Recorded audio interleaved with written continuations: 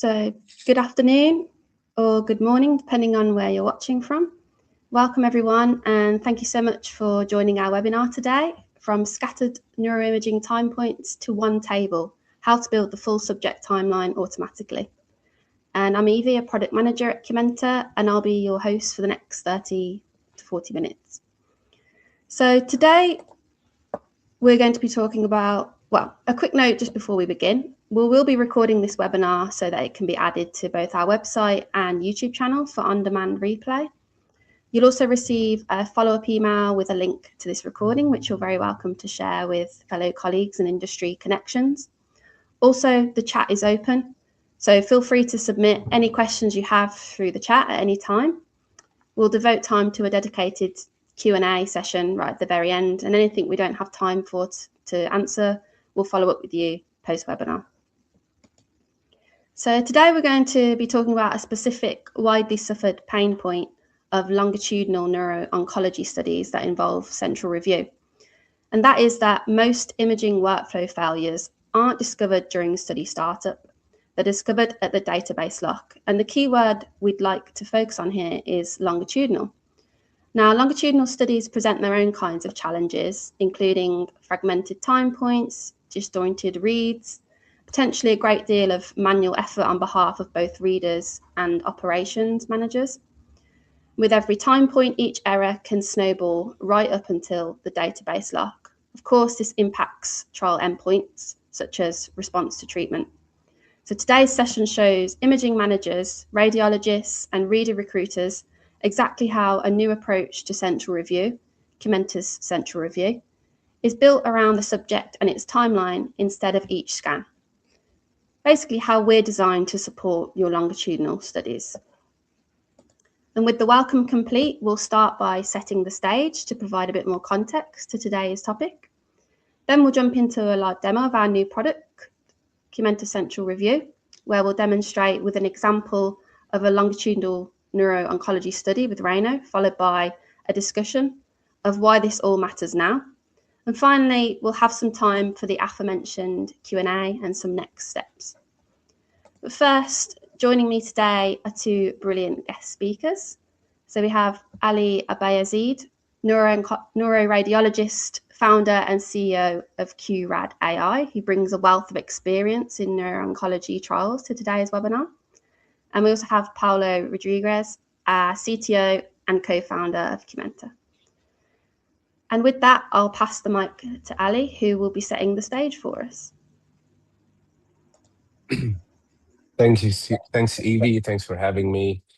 So I'm a neuroradiologist by training, also a previous CMO and co-founder of a company. We built AI applications for specifically brain tumor imaging for high-grade gliomas, low-grade gliomas, and metastases. I was involved with longitudinal clinical trials in the neuro-oncology space for many years. So I have a lot of experience in that. I've also worked closely with members of the response assessment and neuro-oncology criteria, including Dr. Ben Ellingson, Dr. Patrick Quinn, and more. I think what we're talking about here is very critical for clinical trials success in neuro-oncology. There are a lot of issues for clinical trials in general and oncology in specific. One of them is the ability to have this longitudinal view of a patient timeline when we're focusing on imaging and be able to come up with accurate and valid decisions in real time. A lot of issues related to, first of all, how we categorize those patients based on the response assessment neuro-oncology criteria, but also how do we collect the data, the entire data pipeline. How do we collect the data, the protocols, the pre-analysis, homogenization of the images and preparation for the radiologist, how the data is presented to the radiologist, the imaging data and the clinical data that is presented for the radiologist to be able to do their own measurements accurately and come up with a proper categorization of the response assessment for this patient. There is also issues related to that because these studies take a very long time. The same reviewer might not be the same person that reads all the time points for the same patient, and that introduces a lot of variability. There's a lot of inter-rater variability, but there are also intra-rater variability, even if the same reviewer is reviewing the entire timeline.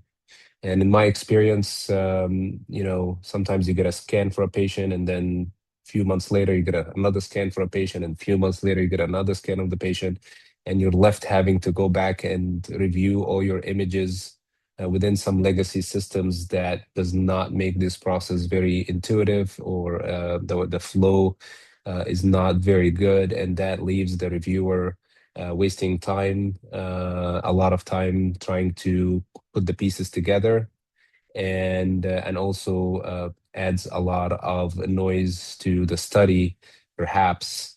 And when the data lock is done and everybody's reviewing the data, then some of these issues starts to appear. And even before, when they're doing the QA during the time of the study.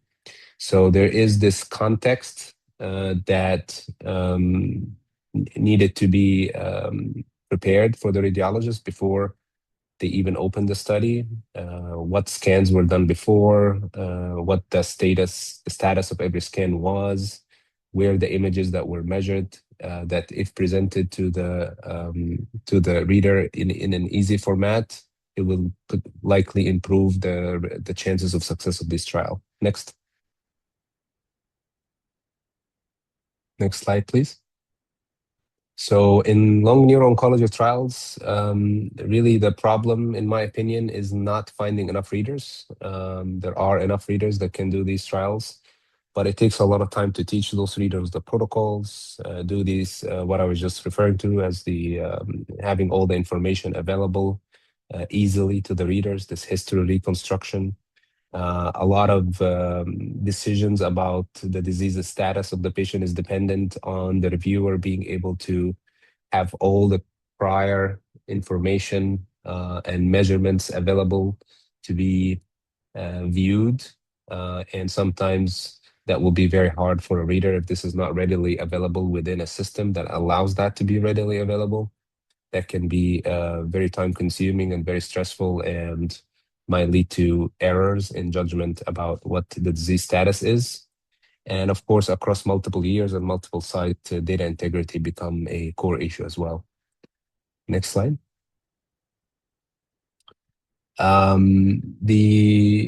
Usually the readers are dealing with, most of us will do these studies, do this kind of work as an add-on to our daily jobs. So nobody wants to spend a lot of time doing it. You're also either reimbursed usually by on case basis or on time basis.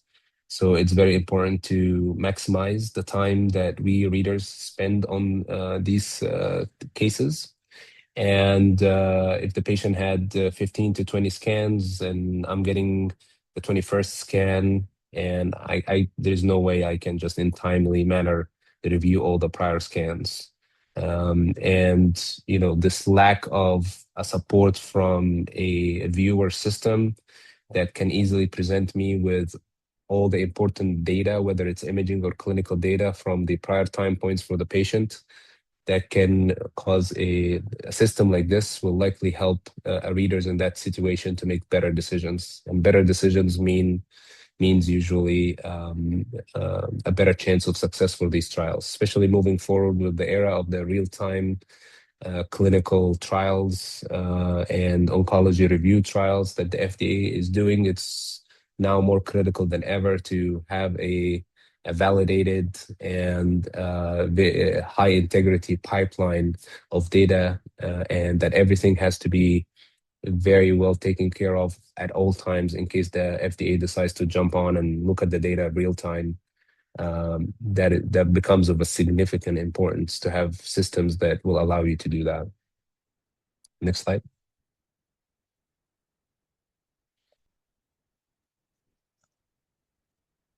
So thank you, Aly, for providing some much needed context from a working neuroradiologist. So with that, we'll jump into the demo so you can all see for yourselves how QMENTA can reduce the friction in longitudinal reading. So we'll start with things from a reader's perspective, who, like all users, accesses QMENTA through their web-based browser. So they enter the study, and as mentioned, a realistic neuro-oncology study centered around RANO reads, and then they land on their work list where they can see in one view everything that's assigned to them. And they're going to open this in progress RANO task here, and straight away you'll notice that it opens in the right place at follow-up 2. So the system already knows that the first 2 time points have already been completed, so the reader doesn't have to figure it out for themselves, which sounds small, but in practice saves a lot of back and forth. And before they start reading, and actually at any moment, they can pull up the eCRF. You can see that baseline and follow-up 1 are both completed, and follow-up 2 is what we're about to read.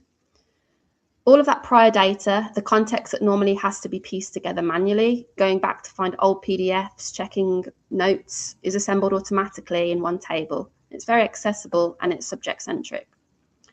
Okay, so now they're going to do the RANO read itself. So we'll speed through this part, but we'll make brief note of the key functionalities, such as the interactive clinical grade viewer, the forms on the left, and a flexible annotations with bidimensional calipers. But the key thing is that they're reading with full context, so they already know what changed between baseline and follow-up 1. So now they're not reading the current scan in total isolation. And now this is something I like to point out. They're using the navigation bar at the bottom to move between time points. So here's follow-up 1. They can check the previous lesion annotation with just one click. It takes the reader to the relevant slice. And here's baseline, the same. It's also possible to navigate and edit the previous time points if permitted. And then finally back to follow-up 2. And you can do all this without leaving the task, even in separate windows if preferred. You don't have to go back to the work list, open a different case, find the prior scan. It's all right here, presented and navigable. And that's what longitudinal reading should feel like. So they go back and finish the read of follow-up 2 using all the available context that they have to give a final assessment. And then they complete the time point. And once they move to the eCRF, you can see that it's been updated to show all 3 time points complete, like so. And then in one click, we can export the PDF. And that's a structured, traceable, submission-ready eCRF. No need to reformat or copy data elsewhere, just export and it's ready to share. And then last but not least, the reader inputs their e-signature to officially complete the read. So then they can move on to the next case. In the next video, we're going to switch hats to see how this looks from the other side. So this is the admin side of things.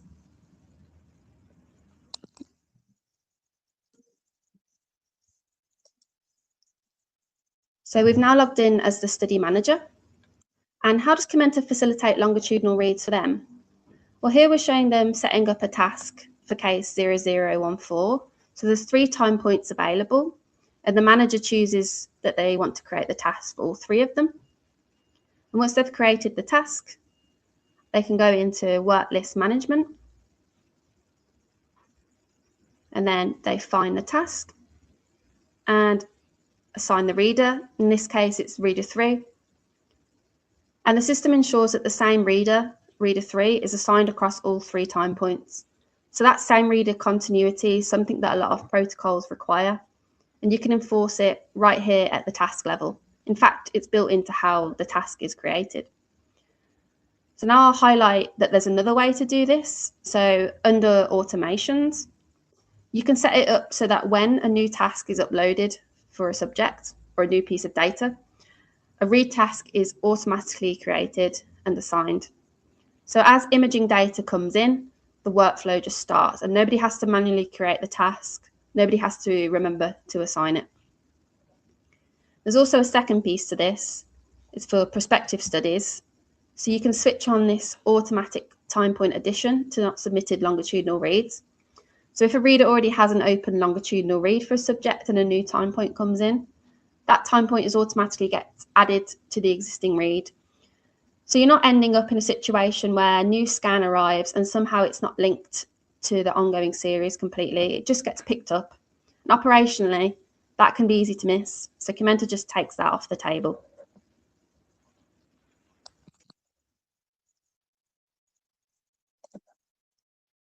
Going back to what we mentioned about the challenges of longitudinal studies, which can snowball into increased read variability with every added time point, especially if there are multiple readers per case, adjudication becomes increasingly essential. So this is the adjudication view. And what you're looking at is the complete eCRF for 2 different readers across all time points in one view.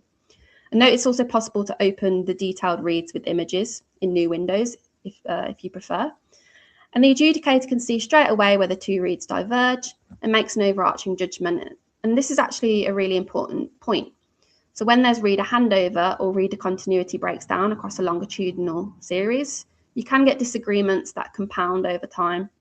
Small differences early on become bigger discrepancies later. So having it all visible in one view, just as shown, it makes it much easier to track that variability, catch it and resolve it. So it's logged, it's time-stamped, and it's part of the record.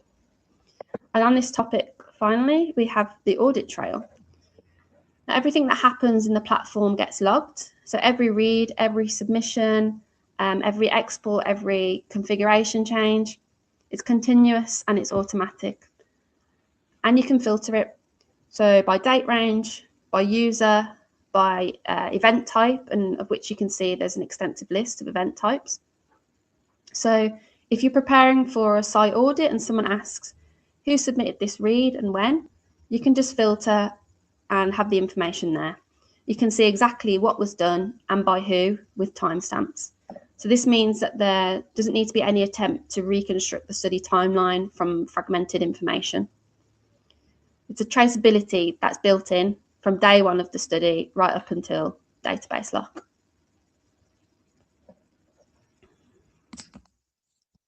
So to summarize what we just saw in the demo, QMENTA transforms your longitudinal reader workflows by ensuring reader continuity, mitigating its effects by being ready for reader turnover.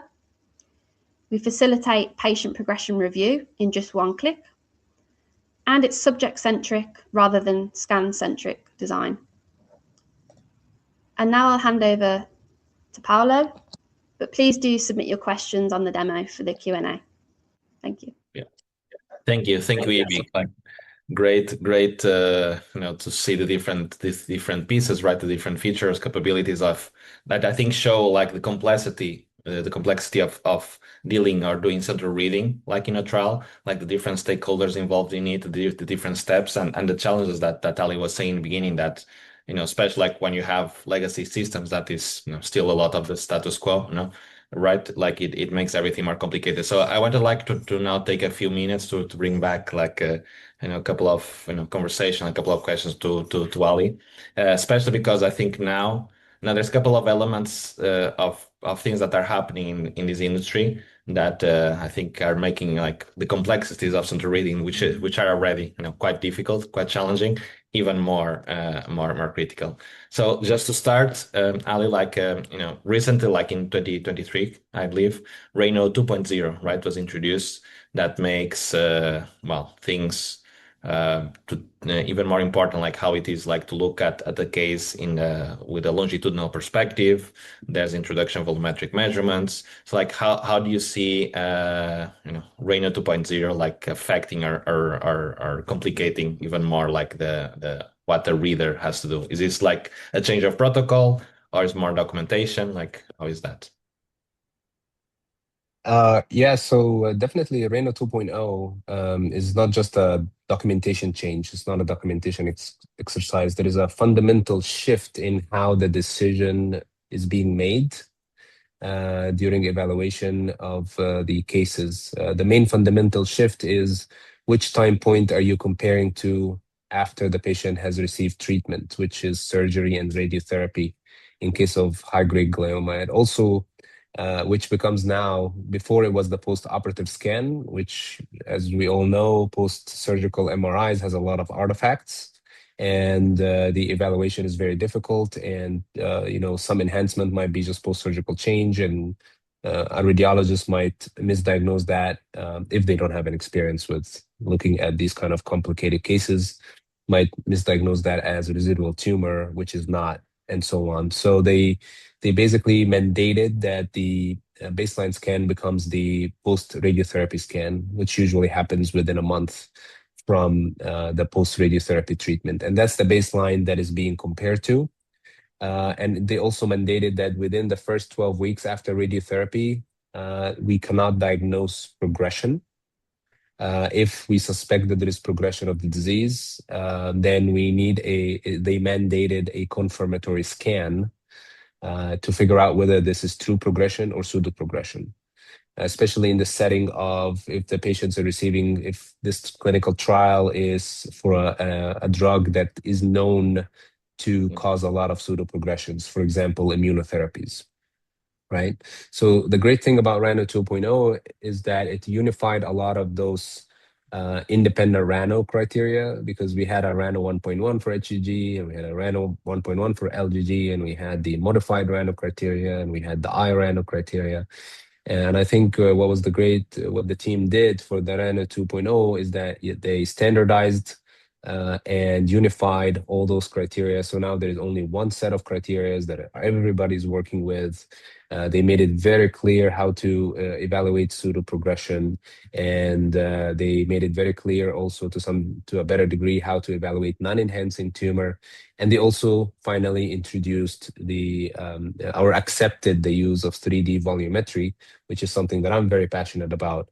Is using 3D volumetry, whether it's AI assisted or manual, as an acceptable way of measuring these tumors. There are differences in kind of the percentage change between 2D and 3D, but both are pretty much consistent with what has already been introduced before.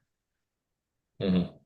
Yeah. So yeah. On that topic, on the volumetric measurement, like yeah, especially like now, right? Like, and you are involved, like now, as I said, like very passionate topic. Like how do you see like now with the introduction of deep learning methods and all of that versus the manual? Like, are they still doing like manual reads like on the volumetric, or is better? Yes. So manual read is still the standard. I think 3D volumetry is slowly gaining momentum.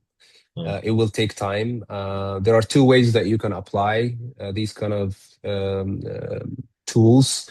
You can either do an AI assisted, as I was just describing, or you can do like a fully autonomous application. I don't think we are at the fully autonomous application for sure. And I don't think in the setting of clinical trial we would even ever get there. When we're talking about imaging analysis, there are other ways to apply AI to clinical trials. You can apply it to QA processes, like making sure that you have the correct sequences with the correct metadata parameters, summarizing the trials at the end, even preparing FDA submissions. All that kind of stuff can be done with AI as well. But we are kind of focusing on AI for imaging interpretation. So we are still at the beginning of the AI assistive use in these clinical trials. I don't think we'll ever really get to like an autonomous AI that can just look at all the cases, look at all the images, does all the measurements by themselves, designate all the progression, and radiologists will never look at the output except at the end. I think we still need a radiologist, even if we're using an AI that can do 3D volumetry, and 2D volumetry can also be automated, or use it as a decision support tool. So there are models that can do both. And you need a radiologist to confirm the output and correct it if it's wrong. So you need that human in the loop. But it definitely will save the radiologist a lot of time, who is, in my opinion, and will add a lot of the consistency between time points. Especially if the model is so good that you're not getting a lot of radiologist intervention. So you're removing some of that inter-rater and intra-rater variability, which introduces noise, and that noise can add up over so many time points to where it becomes significant amount of noise that can actually interfere with the results of the study. So that's my opinion on that. Mm-hmm. Yeah, definitely. Like, it's that like how AI can help speed up and save time, because eventually that's time, right, saved from the trial, the faster the new treatments get to the patient. But pressing, like something that you mentioned before, right, that is on saving time and money eventually for the sponsor, right? Yeah, the rate limiting step is going to be for the sponsors to realize the importance Yeah. of this kind of development and how it might and it will shape the field in the future, and be willing to kind of pay that extra fee, because it cannot be done for free, because these are companies that are building these models that need to make revenue to survive, and at the same time you're not going to be able to replace 2D. So there will be this transition phase where both of them will exist at the same time. There will be a radiologist that making the 2D measurement, and there will be an AI that is doing the volumetry, and the radiologist will confirm it. So that becomes an extra expense to the sponsors. And my hope that the sponsors will see that as a valuable expense in the near term that will save them a lot of money in the long term. Yeah, definitely, right? Because the quality is also, or results easier to trust, perhaps, or like there's like more reliable, or as you say, like reducing like in intra or inter-reader variability, and that kind of leads me also like to another change that is happening, right? Another direction that is happening, like operationally, like in the field, like with probably like many of you like saw like this, like the FDA with the real-time clinical trials, right? Like initiative, or a couple of pilots with AstraZeneca, with others, and I think there's more like now in the summer, with the whole point of having ongoing like real-time access to the outcome, to the assessments, and not like what was often like in, especially with central reading, kind of in batches, right? Like kind of accumulating the data, so then at the end of the trial, or maybe halfway through the trial, doing like all the reads there. So like now this change that paradigm, or it's about to change that paradigm. So like how do you see that like really affecting the way that reads are done? Or maybe with the AI that one of them is more real time, that maybe not the other one, but yeah. Your I mean, it will affect. So here's how I see it. I think this is first of all, I think this is a very good positive change, and it's long overdue, honestly, given the technology that we have. I think the FDA moving from these static milestones to more of a dynamic governance of clinical trials is critical and is the right move. And it does put a lot of pressure on you as a provider of clinical trial platform, and on the sponsors when it comes to the entire data pipeline, and ensuring that the data is always clean. There's this QA system that is being applied at every point throughout the data flow, because the FDA can just come in at any time and ask you to be able to access the data, the entire data pipeline, because the FDA is no longer waiting for the data lock to have that safety and data and safety assessment or review. So this is a real change that is going to put a lot of stress on the data pipeline quality of clinical trials. And I think it's more important than ever now to have partners like yourself or other providers who can have a system that will allow the FDA that kind of accessibility into the data pipeline, and be able to do what they should do, which is make sure that the data is correct, the data is safe, it's being interpreted properly at every point in time during the clinical trial. And I think it's a move toward this FDA collaboration, where clinical trials becomes more adaptive. And I think this is very important and was lacking. Because the FDA can come in and becomes a collaborative partner to the sponsor, to QMENTA, to help them make changes, maybe during the trial, maybe drop an arm that they think is not working, maybe change a dose, maybe focus on a cohort that was not being really highlighted or focused on in the trial. And so hopefully that will increase the rate of success of some of these trials, and will allow sponsors and platform providers like yourself to be able to pivot early during these trials, to maybe give the trials a better chance of success. So overall, I think it's a very good move. I think it will put a lot of stress on the sponsors and technology providers like QMENTA to make sure that their platform is auditable at any point of time. All their systems is accessible to the FDA. Their data integrity is up to the standard of an FDA at any review that is going to happen at any point. No, absolutely. Like, not totally. Like it. As you said, like I think it's also like an exciting change or direction, because it is really like from the beginning where in the end it leads to faster decisions, right? Faster go no go, or like how to Yes. say, like address, like how to bring things faster to the end, right? And eventually to the patient. So like it's all about compressing this time of trials, which is like still way too long, because there's like all these complications. And Yes.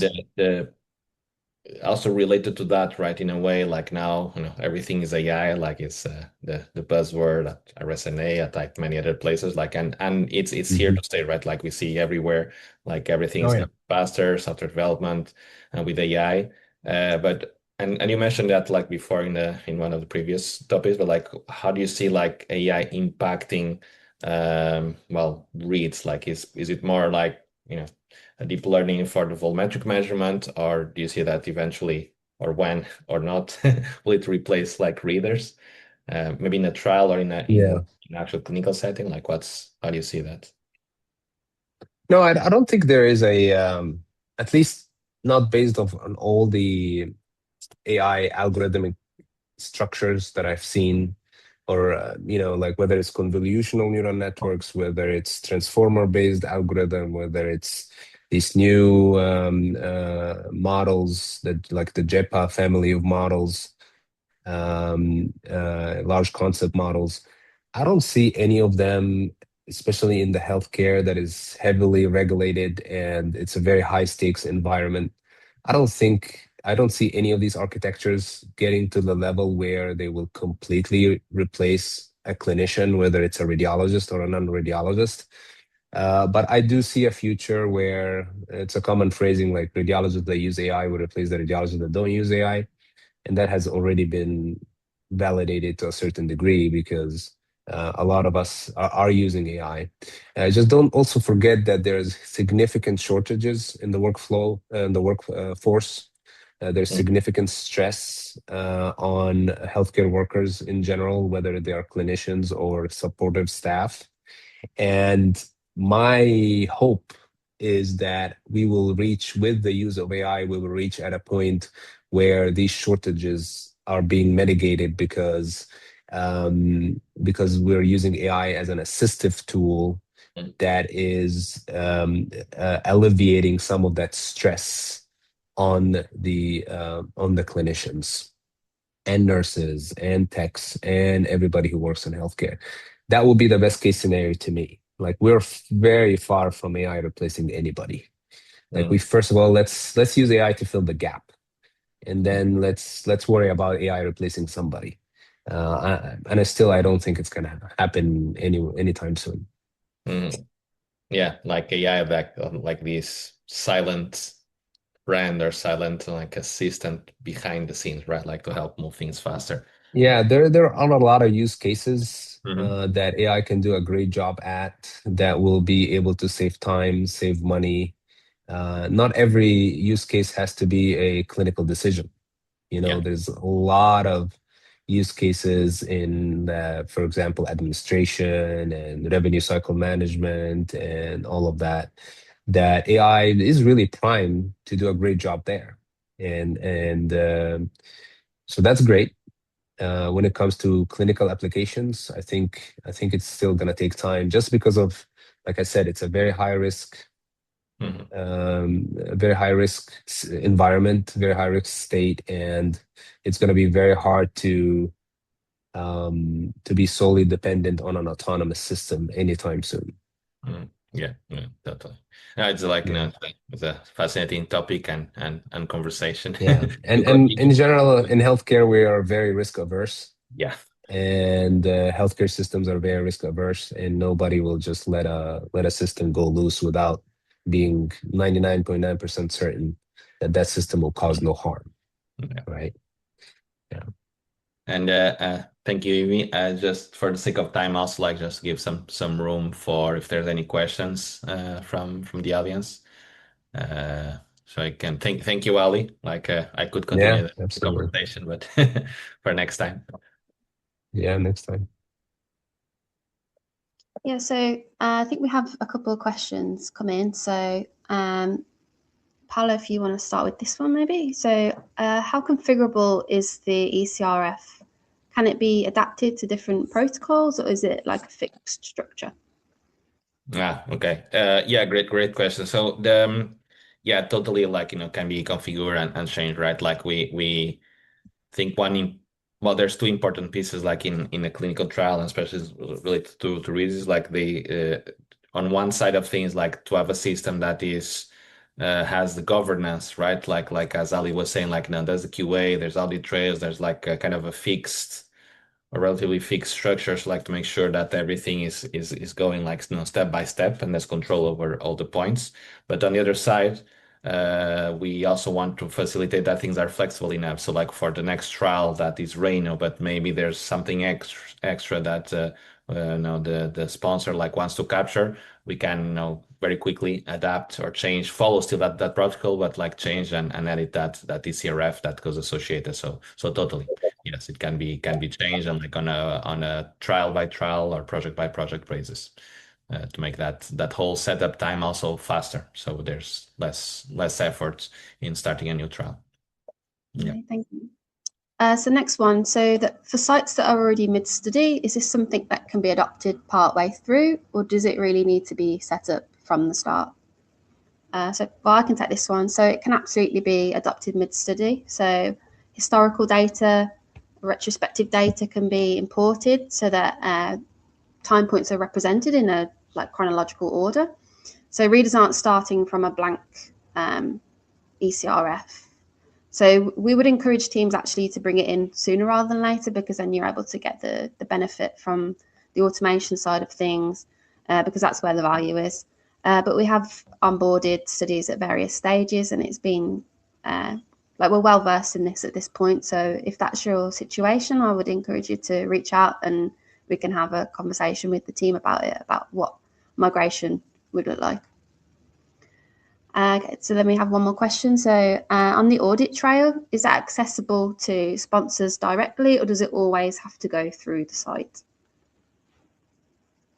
Paulo, you want to? Yeah, I can do that. So yeah, again, similar, like it's important flexibility. So like the audit trails, like they are, so first of all, like the system is a role-based access, so like, and that's configurable as well. So like different stakeholders have different roles that have access to more or less parts of the system, and audit trails is one of them. So if a sponsor, or like if that protocol, if that imaging protocol or that study, it's important, like we can basically have granular permissions to give access to the sponsor or to somebody to the audit trails if needed. So like as we were talking before, imagine a near future where the FDA will come in and check like results. That could be just another role for that particular stakeholder. So yes, it's not a problem, and it's all with role-based access and audit trails for security, change of permissions as well. So like there's total control or governance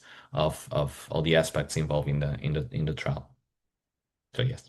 Okay, great. And I think time is pressing on, so I think we'll conclude the Q&A session now. But we will follow up with any remaining questions via email. So feel free to keep adding questions if you have any. So we do want to emphasize that what we saw today is just a snapshot. So the QMENTA Imaging Hub supports a much vaster set of features that we can and already do integrate other reading protocols in addition to RANO to meet diverse trial needs. So you can explore some of these in our previous webinars, as I'm showing on screen. All our recordings are available on our website, but I'll highlight the middle one in particular, since there we dive even deeper into the features of our recently launched product that we demoed to you today, QMENTA Central Review. And I'd also like to give you a few seconds now to pull up your smartphone cameras and scan the QR code on the screen. This details a bit more information on how you can try QMENTA for free. If there's anything else, feel free to also reach out to us via email. So it's info@qmenta.com. You can also book a dedicated demo through our website. Yeah. Thank you so much. Yeah, we'll conclude the webinar. So I want to say thanks to our speakers, Aly and Paulo, for some really interesting discussion on changes in the space at the moment. And also thank everyone for joining, and we hope to speak with you soon. So Yeah. thank Thank you. you. Have a good one. Good day. Bye. Bye-bye.